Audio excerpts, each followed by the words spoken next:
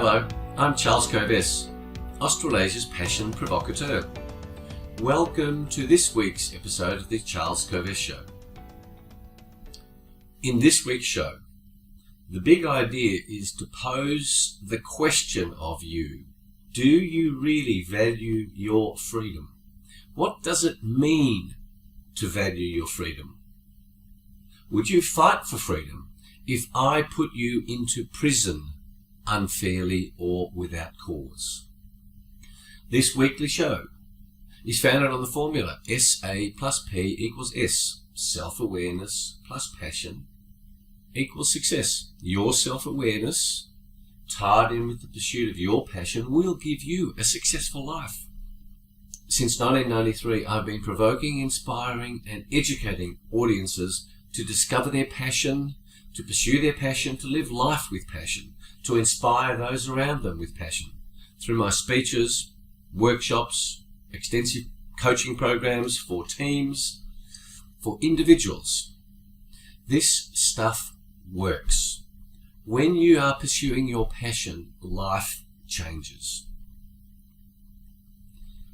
I've also helped people over the last 27 years with my books, Passionate People Produce and Passionate Performance. Lots of details are contained on my website, coves.com and charlescoves.com. This show is also guided by Socrates' famous quote, "The unexamined life is not worth living." I hope this show provokes you to examine your life, to ask that question, what is my life about? What's the point, says Socrates, of not asking that question, of just going along and existing? You can see I'm wearing my red jacket. Red, the colour of passion. When you think of red, think of passion, think of your passion. Think of the passion you want your children to have for what they're pursuing in their lives. Each week I explore one big idea because I don't want to bombard you with 10 ideas. We're up to episode 37 of the show. Just imagine that, there's 37 big ideas. So if this is your first show, have a look at the earlier shows. They are designed to be timeless, essentially timeless. The big idea, it doesn't matter when I shared that big idea, it is relevant. I also share some practical tips to support the big idea. A particular song that's related to the big idea. A joke, a book, a spiritual tip, a health tip, and a usable quote that you can hold on to if you're attracted to it, and it helps you remember this big idea during the course of the week. One of the things I love is to allow people to have their addictions, and I have my addiction. So I have my coffee addiction, Stephanie. Yum. I love it. I love it. I love it. Addictions are great. Too many addictions are not. Just like alcohol is great, too much alcohol is not great. Food is great, too much food is not great.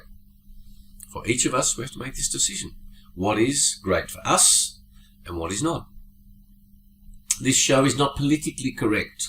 I have no desire to be politically correct. This show allows for a spiritual dimension to us as human beings. We have spiritual elements, spiritual lives. So I will not avoid that aspect of our existence. So, as part of the show, regular listeners and viewers would know that I review the week. It's now early December. The US election is still not clear. I read lots of alternative media. I minimize my exposure to mainstream media. It's fascinating to see this question of how settled is it. You don't see Joe Biden running around saying, hallelujah, I'm the leader. There are some serious questions being posed on that result.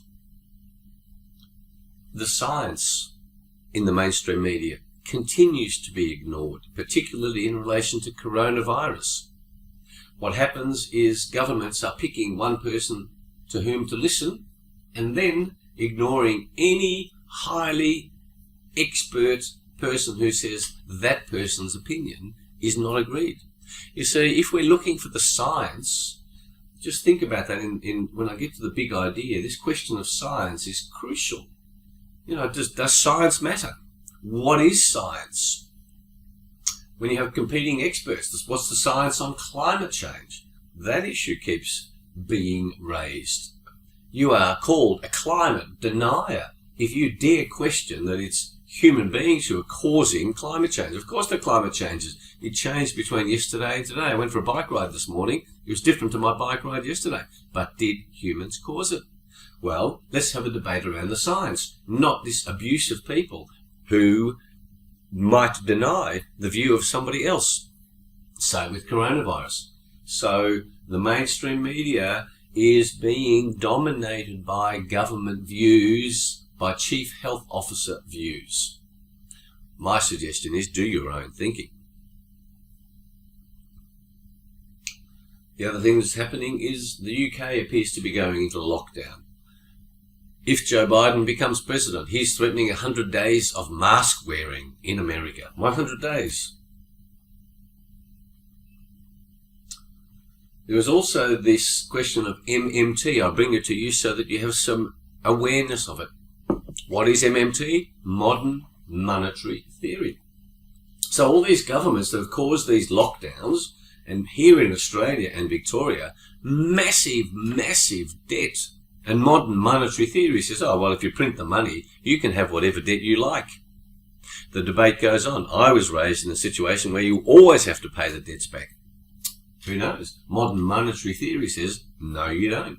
Interesting question. Alan Kohler, whose views many times I respect, he says, yes, it will have to be repaid, but is it going to be in 300 years' time? Or is it going to be in 2 years' time? Modern monetary theory. Sure, governments who print money can borrow and just spend money and digital entries into books, and it's all very mysterious. Interestingly, Greece and Italy, who have massive public debt, they seem to be surviving, don't they? What to think about such matters as governments continue to spend money?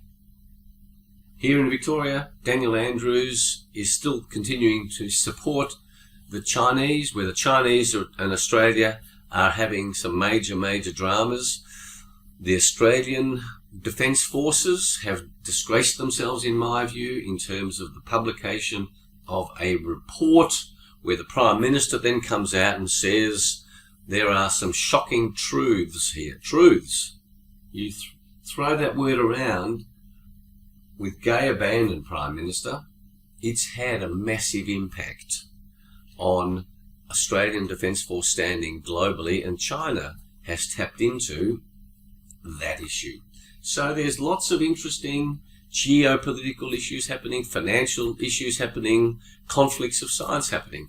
And in the meantime, Julie and I have had another excellent, enjoyable, busy week pursuing our respective passions and our joint passions, including exercise. So I can report to you that after my 102k bike ride in the hills last week, I rode 6 out of the 7 days since then. I urge you also to be looking after your health. My reading continued, the commitment to reading continued, and one of the big distractions, if you like, not a distraction but an important issue, which also ties into this big idea of freedom, is to understand all of these issues, these major shifts in our lives, so that I can share some thoughts with you, perhaps saving you some time. But that investment of time in reading and learning about these matters, I consider to be very important to guide my thinking in what I actually think about these, rather than slavishly taking on the views of others. Now, if it were to do with knitting, I would take on the views of Julie on knitting. But there are certain matters that are important in our lives, and my challenge to you, in one of my earlier shows I talked about values. What do you value? What's important to you? And then inform yourself. And then come back. If you have no particular views on on a topic, then you might have beliefs about them formed on very minimal information. Don't fight for those beliefs that you have. Be willing to change those beliefs. There is so much fake news, inaccurate news, contrary news, but what's called fake news is described as fake, but it might be true. It's called fake because someone else doesn't like that truth. You need to be comprehensively informed, to quote Buckminster Fuller. Comprehensive informedness helps you do good thinking for your life. So I honour the fact that you're investing your time to listen to this show, to watch this show on YouTube. Now, the other big thing that happened in the week is that I met two boys. The two boys who come from Juliana and Andre. I say hello to them and thank you for listening to me while your parents are listening. Now, for today's big idea. Freedom. Do you really value it? I remind you to subscribe to this podcast, subscribe to the YouTube channel.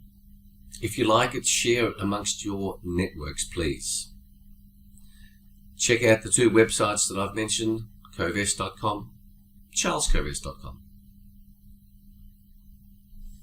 charlescovest.com talks about the self-awareness and passion quest primarily. Covest.com is about corporate programs, corporate team building programs, speeches at conferences, one-on-one executive coaching.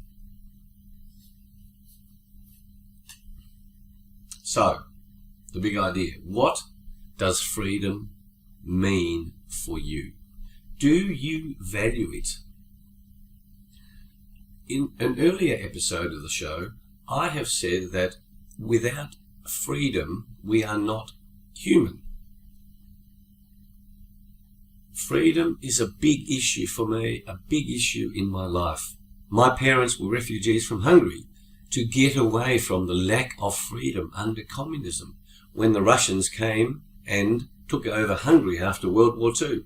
That's why they came to Australia. That's why I was born in Australia. So freedom's had a big part in my life, and without freedom, we are very much like animals. But let's get some meat on the bones of what this actually means. Would you value your freedom if I put you into prison for no good cause? If you lost your freedom, would that upset you? How would that make you feel? Would you go, oh sure, if the government wants to put me in jail, that's fine? I say bullshit. We often don't appreciate what we've got until we lose it. I say we are in grave danger of losing it, and I want to bring to your attention aspects of freedom that you may not have been thinking about that might then inspire you to fight for freedom, to value your freedom before you lose it. It is astounding to me that research shows that most people would value security over freedom.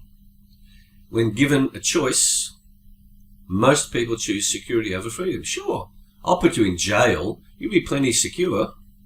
You get food, you get shelter, you get clothing. Nice and secure, but you have no freedom. How would that be? Think about that. So, here's some examples to help you put meat on the bones of freedom, to provoke you to go, do I really value freedom or don't I? My first example is going to prison. Why do you think jail is used as the ultimate punishment for people who break the law? Because we don't want to lose our freedom of movement. That's also why lockdown is so outrageous without almost unequivocal reason. Well, I say the science shows there's plenty of equivocation possible on this question of whether lockdowns are valid or not. In fact, I say the research is overwhelmingly in favour of the fact that lockdowns don't work. But there are those who say that it does. Good. Let's have a scientific debate, not abuse of those who say lockdowns are great. Putting a mask on, if Joe Biden wants to put a mask on, put it over your face and talk like this, your freedom of expression has disappeared. Do you want... I mean, I see people on the street now, you can't tell what they think. All you can see is their eyes. This human interaction has been limited by the lack of freedom to show your face. Another example of freedom is freedom of speech. The political correctness police are on the march to say that you cannot say something that might trigger or upset or outrage or allegedly degrade somebody. Limiting speech is the beginning of the end of freedom. I want you to think about that. And I want you to think about whether you are censoring what you want to say because of the political correctness police. So the transgender debate goes on. You see, I've mentioned science earlier. I'm going to mention it again in a moment. But this question of males and females. As a matter of science, I say there are males and females. And there's a tiny proportion of people who want to be one, who don't want to be what they're born. Great. I honour that issue, but I don't accept the fact that as a matter of science, they're not male or female. So science is either relevant or it's not relevant. I say, once you say that science is relevant, and if you're going to use science in the argument of coronavirus and lots of other aspects, then you cannot ignore that in the issue of gender. Some people say there's more than 100 genders. I say bullshit again. I am free to say what I say on this show. You will also know that Twitter and Facebook and Google and YouTube, they censor freedom of speech because it might trigger somebody. Just contemplate the nonsense of that. I say that's nonsense. Next example, compulsory vaccinations. Now, the Australian government has said we're not going to make vaccinations compulsory, but then Qantas, the airline, says you're not going to fly with us unless you've been vaccinated. You're not going to be able to go into certain buildings unless you've been vaccinated. That's not freedom. Now, we're talking about science. The government says there'll be safe vaccines. According to what? According to what? Are we going to follow science? Are we going to follow opinions? Forcing vaccinations onto people. This whole question of the science of vaccinations. Anyone who questions the safety and effectiveness of vaccines is considered an anti-vax nutter. Well, number one, I've told you before, cease dialogue about a particular issue with people who throw names at you. Number two, my 5 children are vaccinated. However, I learnt about the truth of vaccinations, of how unsafe and how ineffective they are over the last 8 years as a result of the work of Graham Little. I am now much more enlightened. I am free to say that I will never take a vaccine for coronavirus. I will never take a vaccine for the flu. I am free to do that. And if Qantas says you can't fly on my plane, one, I will fight Qantas on that. Number two, I predict that other airlines will do that. Now, there will be some governments who say you won't be able to land in their country if you haven't been vaccinated. I will not go to those countries. I don't want to go to those countries. What is in the vaccines that are being produced at outrageous haste with outrageous dangers, including RNA in a vaccine, has never been done before. It's never been shown to be safe before. Freedom. Are you free to refuse the vaccination? I say you are. I urge you to refuse them. Next example, your child's education. How do you want your child to be educated? Do you have the freedom of choice as to what your child is educated about? Do you want your 10-year-old child to be told that there's no such thing as gender, as male, female gender, that there's 100 genders? I don't. Next example of freedom.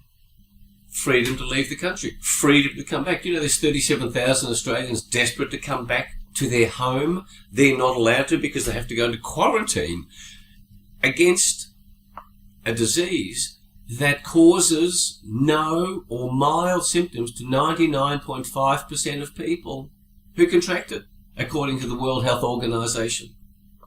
That denial of freedom is, in my view, outrageous. Others will say, oh, we're protecting people. Okay, so we'll put you in jail to protect people from you. We'll throw people in jail left, right and centre because we think it's going to protect others.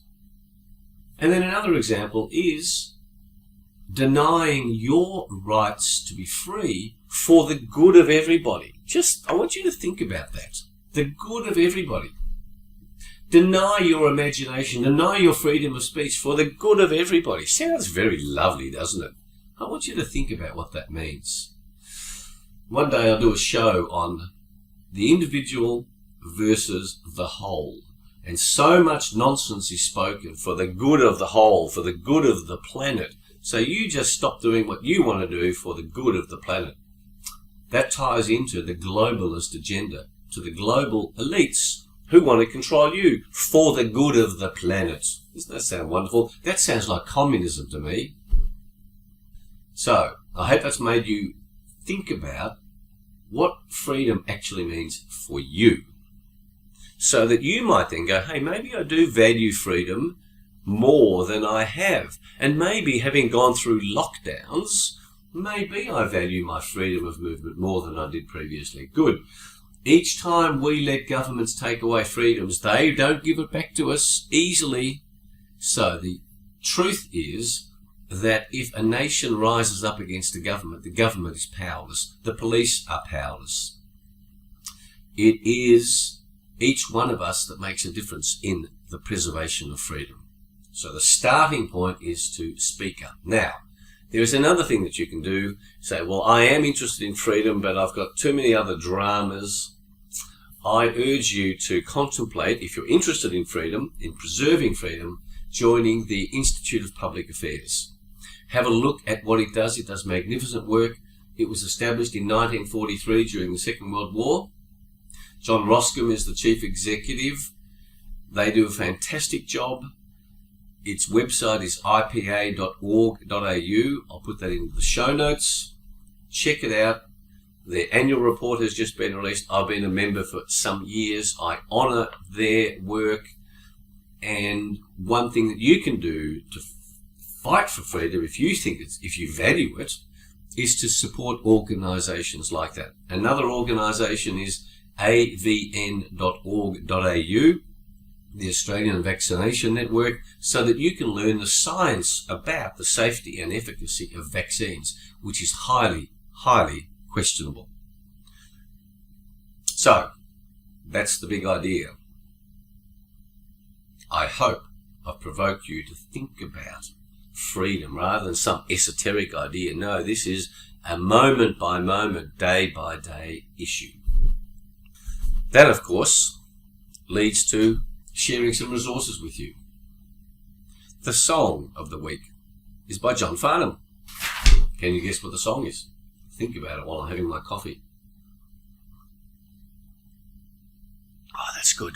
That's so good. The song is That's Freedom.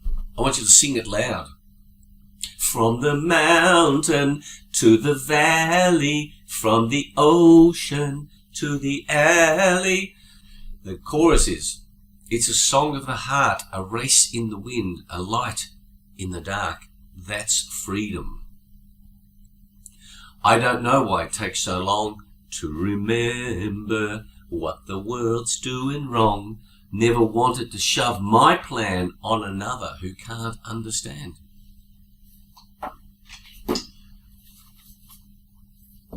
Joke time. Bit of humour. You see, freedom also means you have the freedom to choose your occupation. Under communism, you didn't have that choice. Under a globalist agenda, you won't have that choice to choose your occupation. Somebody will say you can't use that much energy, electricity, to pursue your occupation. So let's talk about occupations. Here's some good descriptions of occupations. I hope they make you laugh. They made me laugh. An accountant is someone who knows the cost of everything and the value of nothing. An auditor is someone who arrives after the battle and bayonets all the wounded. Mark Twain's famous quote, "A banker is a fellow who lends you his umbrella when the sun is shining and wants it back the minute it begins to rain." An economist is an expert who will tell you tomorrow why what he predicted yesterday didn't happen today. By the way, my son, Tim, is an economist. A statistician is someone who's good with numbers, but lacks the personality to be an accountant. A programmer is someone who solves a problem you didn't know you had in a way you don't understand. And lastly, a professor is someone who talks in someone else's sleep. Love them. I've got many more. If you want them, send me an email at charles@cobs.com. I'll happily share these occupational descriptions with you. And one of my favourite quotes is that a diplomat is a person who tells you to go to hell in such a way that you're looking forward to the journey. My quote for the day by Tom Watson Jr., the founder of IBM. Follow the path of the unsafe, independent thinker. Expose your ideas to the danger of controversy. Speak your mind and fear less the label of crackpot than the stigma of conformity. Speak what's true for you. My spiritual tip. Meditation, but this time, meditation on freedom. I urge you to meditate on what freedom means for you, because freedom is one of the 10 F's of the spiritual life, remember? Family, friends, faith, freedom. Meditate on freedom. My health tip for you is related to freedom. That the healthier you are, the greater freedom you have. I have never been to hospital for an illness. I have relatives who go to hospital for problems. If you choose to look after your health, you will have freedom because you won't be locked up in a hospital for days, weeks at a time. Remind yourself of the value of being in great physical health. And lastly, my book of the week is any book that discusses Nelson Mandela's journey. There's been a number written, any of them. Nelson Mandela spent 27 years in jail fighting for freedom. Fighting for freedom of black South Africans. Are you willing to fight for freedom? Okay, that's it. We're going to move on. Time goes fast when you're having fun. But this issue of freedom is so crucial. I'm sorry. I'm really not sorry that this show's gone a bit longer, because I want you to absorb what this issue of freedom is about so that you learn to value it more deeply than you might otherwise. I remind you to visit the websites, subscribe to the podcast, subscribe to the YouTube channel. Thanks for being with us on the show. Have a great week. Have a week of passion, of fun, of challenge, of learning. I look forward to being with you next week. Bye.